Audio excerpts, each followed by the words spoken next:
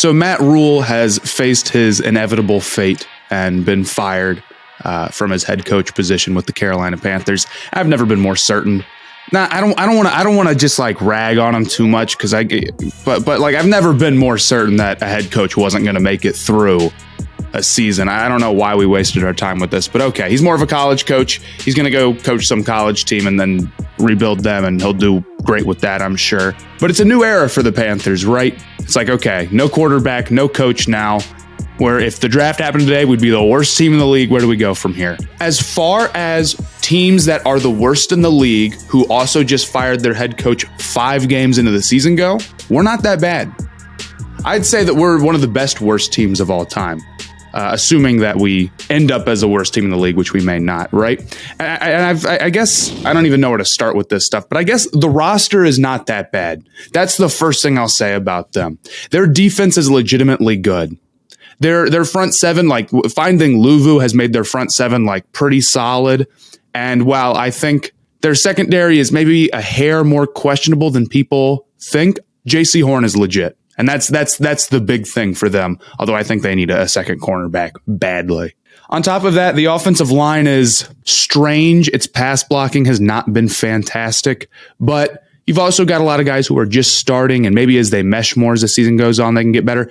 And they've been a very good running team. So really, when it comes down to why the Panthers are so bad right now, it's just that they cannot throw the ball at all, and it kills them. Their offensive coordinator, McAdoo, stinks. Rhule stinks. Baker has just been playing terrible. And I feel bad for him. I feel like he's just lost all of his confidence when it comes to, like, he's patting the ball every time he goes to throw. You saw that interception. We talked about it on the podcast. And it's just ridiculous how many times he'll pump fake for anything, right?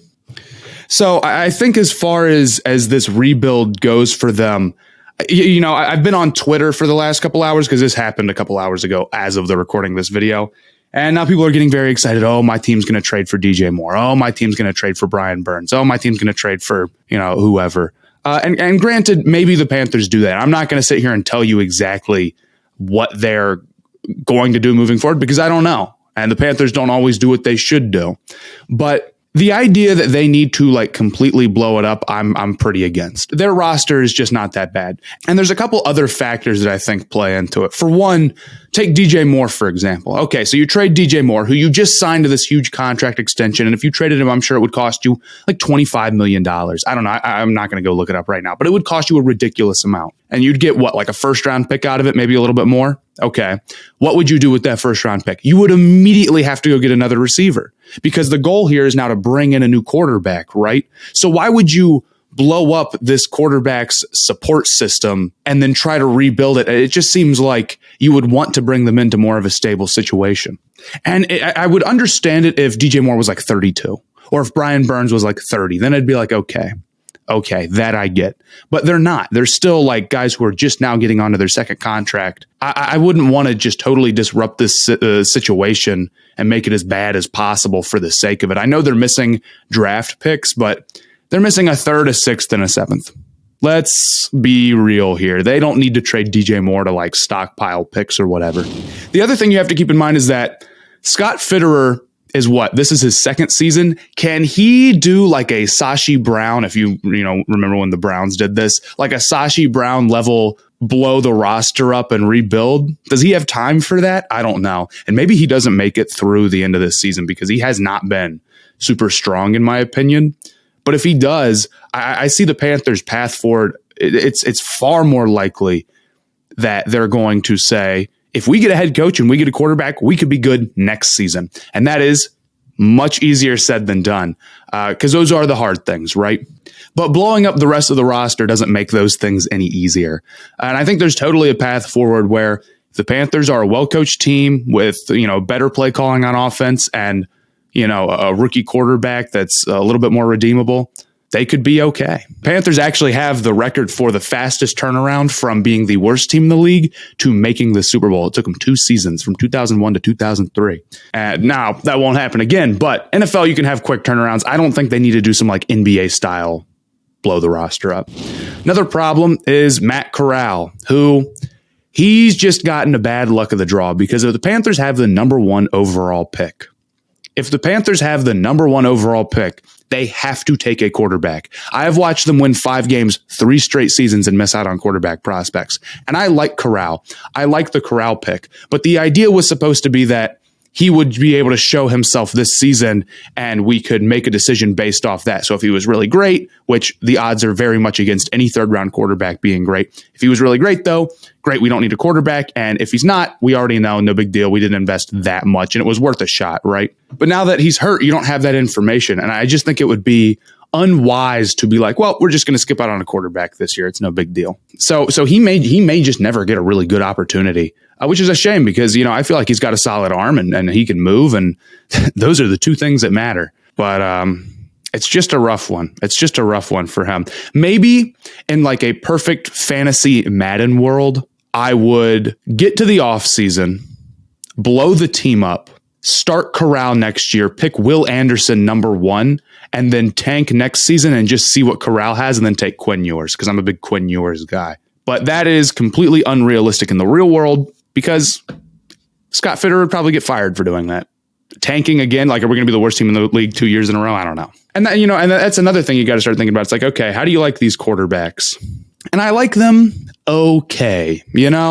They're fine. It's better than having like the first overall pick last year, but I really wish we were terrible in 2024 because Caleb Williams and Quinn Ewers are the 2 guys where I'm like, those might be franchise guys. As far as Stroud goes, I'm pretty impressed. I'm an Ohio State fan, so I'm pretty impressed by him. He's very accurate, but I also do believe that the Ohio State quarterback curse is somewhat real. Not saying that you can't be a good quarterback from Ohio State, but I don't think playing on an offense that good against Big Ten defenses is good preparation for the NFL. It's just like super unrealistic football, In the same way that what team you end up on in the NFL matters for your development, it's true for college football too. But I'm willing to see what he has, and the fact that he's grown, especially his pocket presence. His pocket presence was horrible at the start of last season. Now it's a lot better. So if he continues to grow, and again he's deadly accurate, yeah, I could totally see it with him. I also like Bryce Young pretty well. Now he tends to dance around in the pocket a little bit more, but he's got a very nice arm. He does the arm angle stuff. He's incredibly fast. He's a little bit short. So what I would be looking for him is can he work the middle of the field, Outside of that, I don't know if there's anybody who's really number 1 overall pick worthy. But if we decided to take Will Anderson and tank, which I think is super unrealistic, I wouldn't be that mad at it. I don't know. Because I really do like Quinn Ewers. But, it'll be refreshing if they have just the opportunity to take a shot on a franchise guy. I haven't even put much thought into the head coaching situation going forward. They made Steve Wilkes the interim head coach. I like that move. And I'm not particularly high on Wilkes as a coach. I kind of think that when he was defensive coordinator for the Panthers, he inherited an incredibly stacked defense and then just blitzed a whole bunch. And I think anybody could do pretty well with the linebackers the Panthers had at that time. But I do think he's still a good coach. He is the opposite of Rhule, where he is very much a Carolina guy. He's from Charlotte. He's been through the organization. Everybody has nice things to say about him. And at this point, I will take that because I'm scrolling through my Twitter timeline and I'm seeing all these people. Oh, this is what Rhule did. Oh, this is what Rhule did. Oh, he's just such a jerk.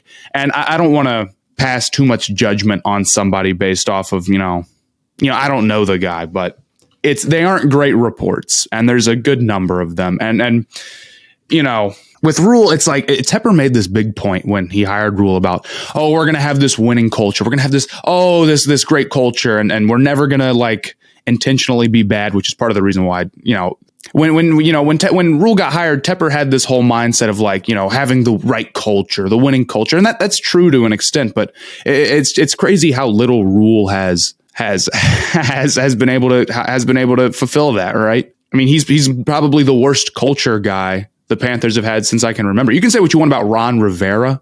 Ron Rivera was not a culture problem. Or John Fox. As much of John Fox as I can remember. I was 9 when he got fired. But, with Rhule, it's Panthers fans just hate him. And I don't know if you saw the photos from the 49ers game, but it's just nobody is there. Nobody's going to the games. It's pitiful. I mean, the stadium was 30% full. I've never seen anything like it outside of a Commanders game. When you look back at the Rhule era, you know what maybe his big problem was? This is the problem with the Panthers culture, is that Rhule was too quick to blame other people. When he brought back Cam and then started blaming him for the losses and stuff like right away, that made me so mad. And granted, I kind of don't think like Cam was in a bad situation, but also I question how healthy his shoulder was at that point. So I'm not saying that Rhule should have gone out and won a bunch of games with Cam Newton, but the fact that he was willing to throw the most important player in franchise history under the bus after he had been on the team for like 5 days was insane. The offense was struggling when he first got here, and Joe Brady was the offensive coordinator. Joe Brady is not a bad coach. Joe Brady was not the problem. And now they bring in McAdoo, and it's like, oh my God, that's such a downgrade, you know? So it was always everybody else. So that's just one of the things that really, really killed the team, man. And Rhule, part of this I'm understanding with him, where it's like, it's hard to find the exact right thing to say when you're losing. But the whole like Jay-Z quote, it's like, oh my God, it's hard to find the exact right thing to say. But Matt Rhule also always found a way to say the exact wrong thing to say. Oh, well, Jay-Z took 7 years. Oh my God. Do you know how mad that made Panthers fans when he said that? They're never going to let that go. 20 years from now, someone's going to quote that to me. The other problem with the Matt Rhule era is like the quarterback situation. That's the obvious one, where it's like they just never got the quarterback. And here is what it was. If you want to get a quarterback in the NFL, there's a few ways to do it, but realistically, you have to take one in the first round, and you have to take one high in the first round. And odds are you need to be pretty bad. There's other ways to do it. There's your Russell Wilsons, Lamar won at the end, but like you need to be picking highly, and you need to get kind of lucky. But David Tepper is from the Steelers. That's the team that he was a minority owner of for a while before he bought the Panthers. And the Steelers are very much a team that is always competitive. They're always good. They don't tank. They don't take the bad years. That's not their thing. They don't do that. And David Tepper is very much coming with the mindset of, in football, you don't do that. You don't tank. You always be as good as you can possibly be. You can always find a way to be competitive any given season, right? And to an extent, that's true. It's not like basketball. To an extent, that's true. But what that ended up doing to them is they couldn't get a pick high enough to get a serious quarterback, and they ended up taking a bunch of half measures at quarterback. Teddy Bridgewater, not serious. And they gave him $20 million.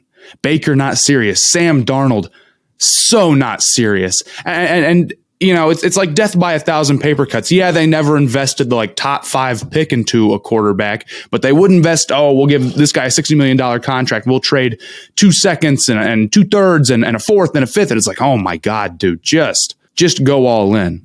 And I could have told them right now, okay, if a quarterback is drafted in the first round and they leave their first team, 99% of the time, they are just not good. Like Sam Darnold's like, if you go through 3 seasons and you're like the 3rd overall pick and your team is like, yeah, this isn't working, you're not good. That's because the quarterback isn't a franchise guy. There's your weirdo exceptions like Drew Brees with the arm stuff or whatever, but it's just not how football works. It's like quarterbacks don't all of a sudden turn it around after 4 seasons and become like elite. That doesn't happen. Same thing with Baker. And partially they didn't set these guys up to succeed in the slightest. But man, it's crazy how the Teddy Bridgewater stuff didn't work, and it only got worse from there. Although I don't hate the Corral move. I'll give them this break. They had no good options this offseason, and Corral would have been an interesting move if he had actually played, but then he got hurt. So that I don't blame them for. I don't blame them for this offseason. I don't even really blame them for the Baker move. But just the Darnold stuff is just unforgivable, huh? As far as who should replace Rhule at head coach, I don't even know, dude. I like Brian Flores. I think, he would be cool on defense. We've got a lot of interesting pieces on defense that I think he'd do a good job with. And he obviously did a good job with the Dolphins. I'd love one of these offensive guru type guys. I'll have to really sit down and think about this, who I want.